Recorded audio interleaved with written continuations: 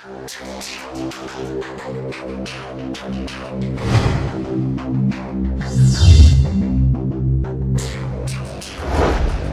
el Alcázar de los Reyes Cristianos, por el Puente Romano, por la sinagoga.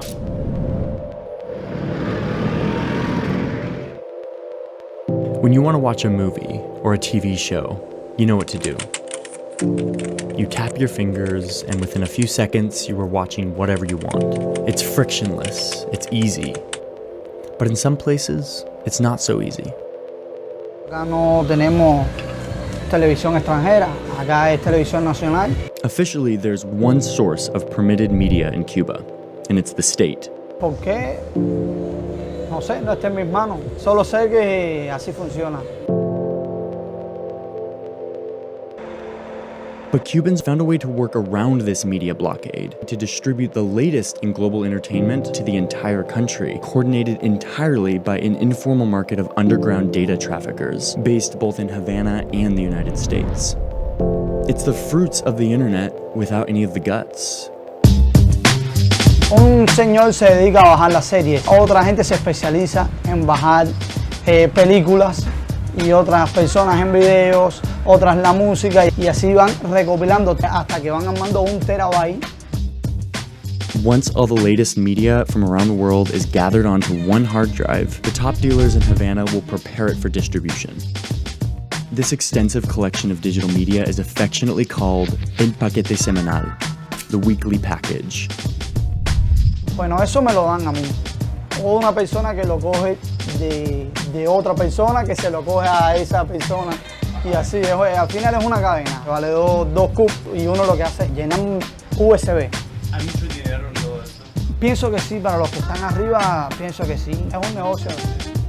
A quick look into the paquete and you start to realize how massive this system must be to gather so much content in such a short amount of time, especially in a country that has a 5% internet penetration and an agonizingly slow connection speed. El paquete es este, con fecha, y acá están las películas de la semana. Si se estrenan en Estados Unidos un viernes, ya tú lo tienes un lunes acá. Son fotos de tecnologías y cosas que se bajan de internet, ¿no es? Es un internet casero. Es un internet casero. Tenemos aquí los animados, aquí todo organizado, los animados. Esto ahora mismo lo están estrenando. Aplicaciones para Android. Acá tenemos una serie de todo, iPhone y muy buena calidad. Acá lo puedes ver, ya tienen ya una calidad de 1920 por 1080 Full HD.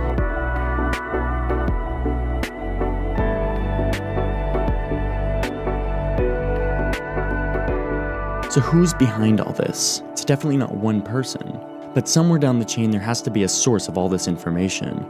Someone coordinating the distribution.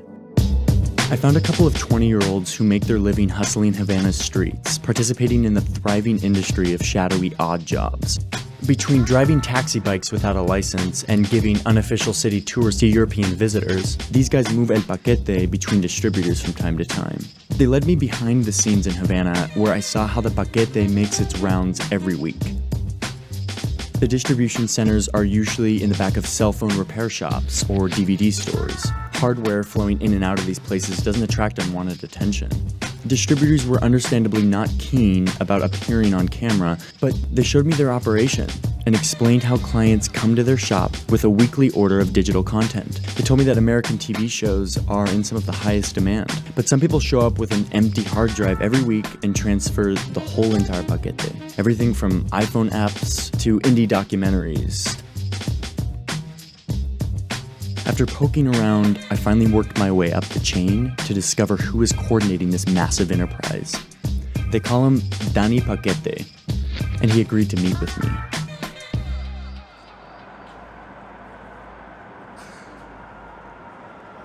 Busco Dani.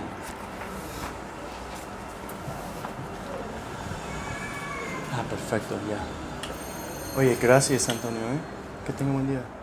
Danny was with a client, so I waited for an hour in his impromptu lobby. I didn't know what to expect Danny Paquete to be like. I figured he was some kind of shady character like anyone you would find behind some giant illegal enterprise, but I definitely didn't expect this. He's a 26-year-old who was wearing board shorts and no shirt when I arrived. He looked a lot more like a lazy college sophomore than a kingpin of a national black market of pirated media.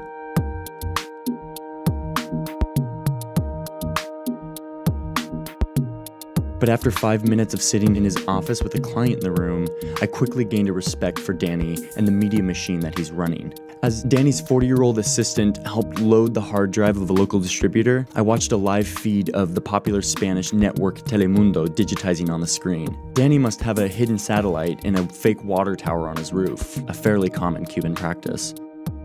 Danny's girlfriend wandered in and began watching a Discovery Channel documentary about a farmer who almost died on a tractor in Iowa. So much for the control of information by the Castros. La serie que sale hoy por la noche, al otro día la tenemos aquí para mañana. Tenemos varias gente que se responsabilizan por cada sección del paquete. Todos ellos hacen su trabajo, me lo entregan a mí y después yo lo saco para la población. There's one other competitor in Havana for national paquete consumers. Danny recently started sending one of his runners on an airplane to the far corners of the country in order to get a leg up on the competition. Todo negocio tiene su competencia, si no nos estancamos en un lugar. Tengo que tener competencia para poder superarme cada día, cada semana. There's no way of knowing exactly how many paquete consumers there are in Cuba. But of the hundreds of people I talked to while there, only 2 had never heard of this, and most were consumers themselves. So if there's one thing all of this taught me, it's that when people want information, they're gonna find a way to get it. Cubans live on an island, cut off from the world's information for almost 6 decades, and they've come up with some pretty innovative workarounds to their situation. As more technology slowly spreads onto the island, we can only imagine what they'll think of next.